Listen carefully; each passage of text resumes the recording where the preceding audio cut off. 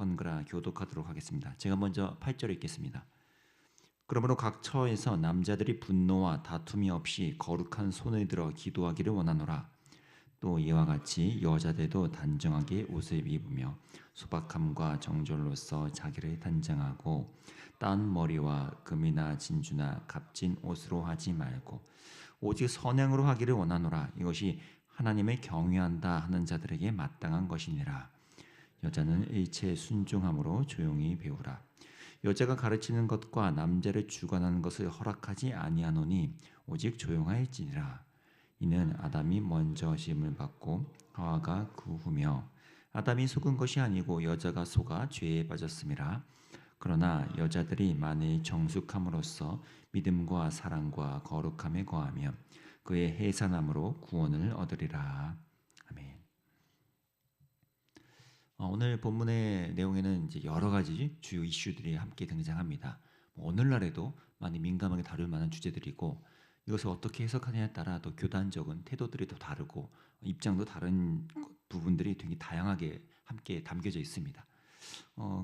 중요한 것은 이 상황, 바울이 디모데를 통하여 에베소 교회 교인들에게 어떤 것을 잘 바로 잡아주고 가이드하기 위함이라는 것을 우리가 기억할 필요가 있는데요. 전체적인 맥락에서는 오늘 본문의 첫 시작이 그러므로라고 시작한다는 것은 말 그대로 연결 접속사이기 때문에 오늘 본문의 바로 앞의 내용과 필연적으로 연결된다는 것을 우리가 충분히 추정할 수가 있죠. 그럼 그 앞의 내용의 주제는 뭐였을까요? 1절부터 7절까지의 유난히 의도적으로 반복되는 표현 하나가 눈에 띄는데요. 2장 1절에 모든 사람을 위하여 간구와 기도와 도구와 감사를 하되 2장 2절이요. 임금들과 높은 지위에 있는 모든 사람을 위하여 하라. 2장 3절 하나님은 모든 사람이 구원을 받으며 지리라는 데에 이르기를 원하시느니라. 2장 6절도요. 그가 모든 사람을 위하여 자기를 대속물로 주셨으니 모든 사람을 위하여 여기 담긴 이 바울의 방점이 어디인 찍힌지 우리가 느껴지죠. 바울은 특정 개개인의 무언가를 앞세우고 그 누군가를 추앙하고 치켜 세우는 것보다 훨씬 중요한 건 이 에베소 교회가 거룩한 공동체성을 잘 연마해야 한다라는 것을 강조하고 싶은 것입니다. 공동체라는 건 온 사회와 온 국가, 나라, 이 세상을 위해서도 그 거룩함을 드러낼 줄 알아야 되고 또 그것은 내적으로 교회 안에서도 동일한 거룩함, 다른 공동체, 다른 커뮤니티와는 다른 특징을 보여야 함이죠. 그런 측면에서 오늘 이 내부적으로 당시의 에베소 교회에 내부적으로 어떤 구별짓는 거룩함이 필요한지를 언급하는 것이 오늘의 본문 주제입니다. 안타깝게도 당시 교회 안에서 서로 간에 문제가 좀 일으켜지는 이슈들이 좀 있었습니다. 그 중에 몇 가지 파생된 일들을 바울이 미리 좀 바로 잡기 위하여 가이드라인을 지금 던져주고 있는 건데 왜냐하면 이 교회 공동체의 거룩함을 굉장히 강조하고 그것이 무너지고 무질서해진 것을 굉장히 경계하는 바울이기 때문이죠. 그러면서 그가 시작한 이 구체적인 지침이 이제 8절 9절부터 시작이 됩니다. 8절 9절만 딱 봐도 교회 안에 있는 남자와 여자를 언급하면서 교회가 어떻게 건강해질 수 있을까를 지금 얘기하고 있는 것입니다. 8절도 그러므로 각 처에서 남자들이라고 시작하고 9절은요. 또 이와 같이 여자들도 지금 계속해서 바울은 이 공동체성이 어떻게 해서 교회에서 특별해질 수 있는지를 지금 말하고 싶은 거죠. 그럼 8절을 볼까요? 바울이 대체 뭘 구체적으로 다루나 봤더니요. 8절의 내용은 간단하죠. 여기저기서 남자 성도들 중에 대놓고든 아니면 구석에서든 궁시렁궁시렁 거리면서 교회에 대해서 너무 분노만 표현해내고 갈등만 조장해내는 그런 세력들이 존재했다는 것을 바울이 충분히 듣고 있었던 것 같습니다.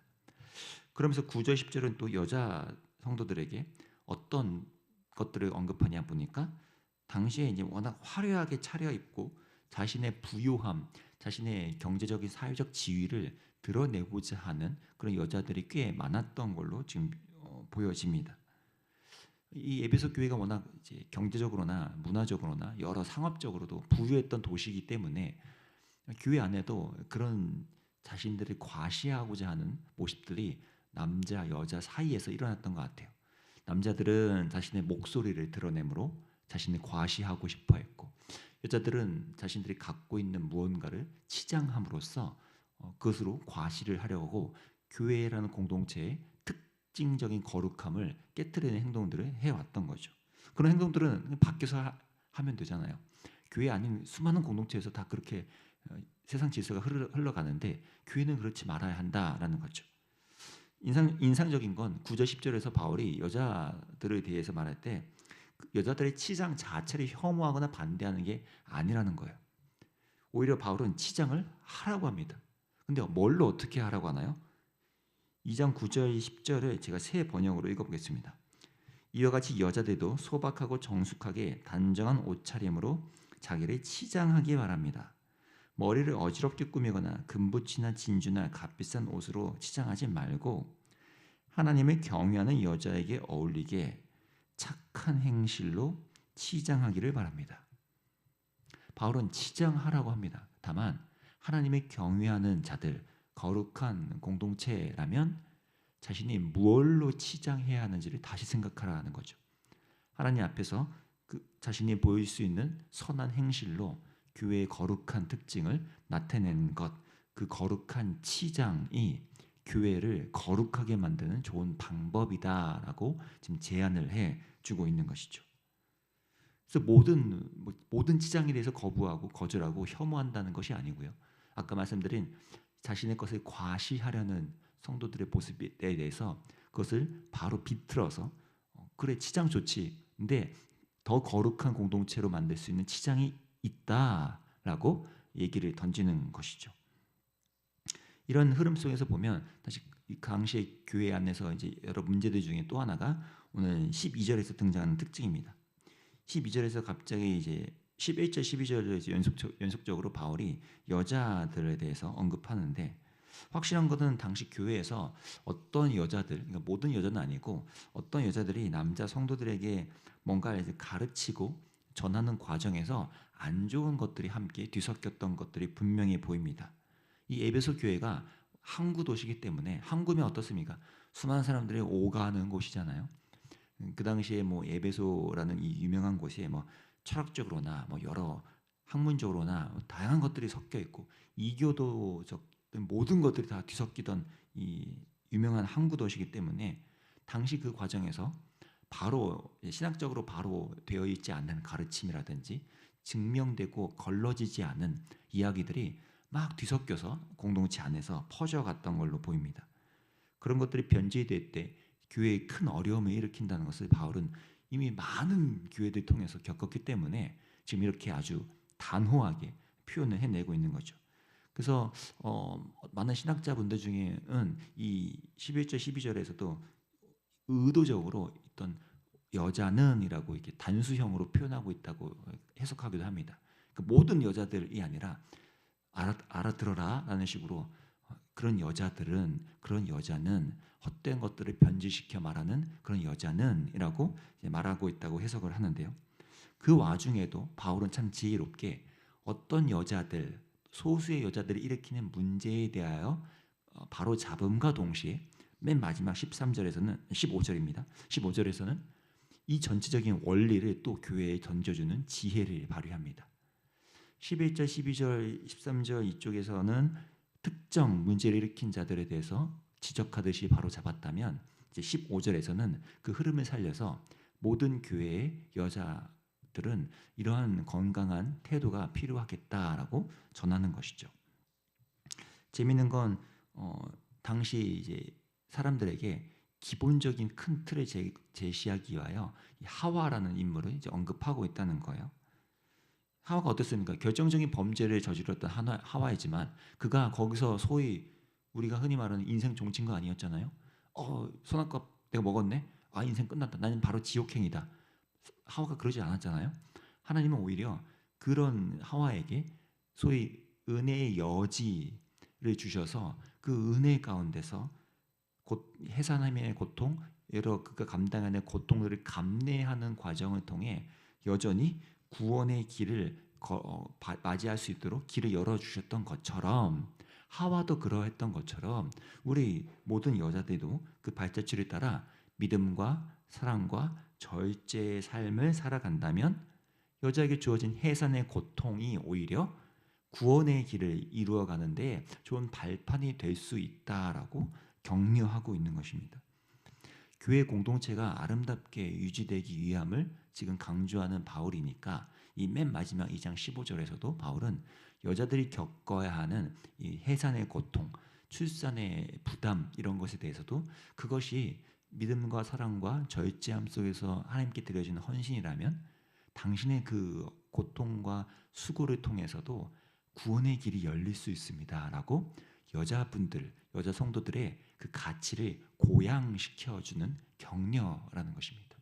그래서 오늘 본문은 그저 여자들은 조용하고 아무것도 하지 마, 이런 식으로 해석할 것은 아니고 이 당시에 문제를 일으키는 여자들 동시에 맨 마지막에는 모든 여자 성도들이 자신들에게 주어진 이 숙명적인 사명을 감당할 때 아름답게 하나님 나라에 쓰임 받을 수 있다고 독려하고 있다는 것입니다. 실제로 우리 4장에서 보겠지만 4장에서는 당시에 결혼 그리고 출산에 대해서 금지하고 있던 어떤 그룹들도 있었기 때문에 바울은 이런 부분을 바로 잡아주는 것이죠. 제가 오늘 본문을 이렇게 묵상하면서 바울이 얼마나 이 교회 공동체를 구별됨으로 거룩한 공동체로 세우고 싶어 하는지를 느끼게 되었습니다. 우리가 교회라고 해서 모두가 하하호호 즐겁고 행복하고 마냥 기쁜 것으로만 이루어지는 공동체는 아니겠죠. 우리가 오히려 더 절제하고 우리가 조심하고 질서를 지키려는 이러한 태도가 가정에서나 학교에서나 직장에서나 어디서나 그러하듯이 교회라는 공동체에서도 거룩한 질서가 필요함을 우리가 알고 있습니다. 그리고 바울은 그런 측면에서 우리가 어떤 바운더리 안에서 서로를 대해야 하고 또 어떤 것으로 자신의 삶을 하나님께 드려지는 좋은 치장이 될 수 있는지 그리고 자신의 삶에 주어진 어떤 숙제 같은 것들을 어떻게 하나님 나라에 선용하여서 구원의 발판으로 쓰임받을 수 있는지를 바울은 독려해주고 있는 것을 우리가 보면서 저희도 공동체적으로나 또 저희 교회에도 똑같이 남자 여자 성도님들이 계신데 아름다운 질서와 이 공동체성을 좀 이루어가는 저희 그림이 되면 좋겠다는 소원이 생겼습니다. 마침 이제 11월 말에는 저희 교회가 처음으로 임직자분들이 세워지시거든요. 그분들을 통해서 이제 교회의 기틀이 마련되어 계실 텐데 여러분들도 같은 마음으로 또 기도해 주시면서 이 바울의 같은 마음으로 바울이 디모데에게 이런 말을 썼다는 게 얼마나 그 절절함이겠습니까?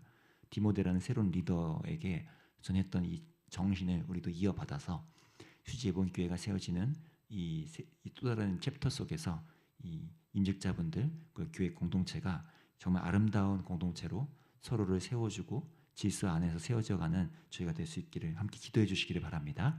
기도하겠습니다. 하나님 아버지, 하나님께서 세우시는 공동체는 거룩한 공동체로 그 질서와 아름다움이 유지돼야 함을 우리가 다시 한번 느낍니다. 그것이 교회의 공동체일 수도 있고요.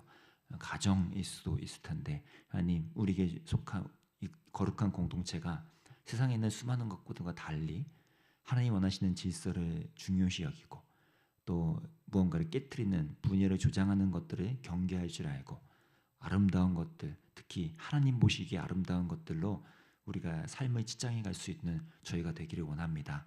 그럼으로써 또 각자 남자와 여자에게 주어진 숙제 숙명을 하나님 우리에게 거룩한 것으로 승화시켜서 하나님 나라를 위해 헌신되어지고 쓰임받는 또 발판될 수 있도록 저희들의 삶을 인도해 주시기를 원합니다. 우리 개개인에게도 주신 사명과 소명이 있을 터인데 그 소명 속에서 또 하나님 나라 그리고 교회라는 공동체를 우리가 아름답게 세울 수 있도록 지금 교회를 붙잡아 주시기를 원합니다. 감사드리며 예수님의 이름으로 기도합니다. 아멘. 오늘 이렇게 기도합시다. 하나님 우리가 하나님 나라의 질서를 우리의 삶으로 잘 받아들이고 서로를 더 온전하게 공경하고 또 서로를 아름답게 섬기면서 그러면서도 질서가 흔들어지지 않는 이 아름다운 공동체성을 우리가 훈련할 수 있도록 우리 자신부터가 거룩한 공동체성을 연마하게 해달라고 또 수지예본교회가 이제 11월 말에 임직식이 있는데 이 임직 과정을 통해서 교회 공동체가 더 진실하고 더 뚜렷해지고 또 하나님 앞에 거룩한 공동체로서 더 온전해질 수 있는 단계로 삼아달라고 함께 우리 교회가 그렇게 기도하는 공동체 되게 해달라고 또 기도해 주시면 감사하겠습니다. 기도하겠습니다.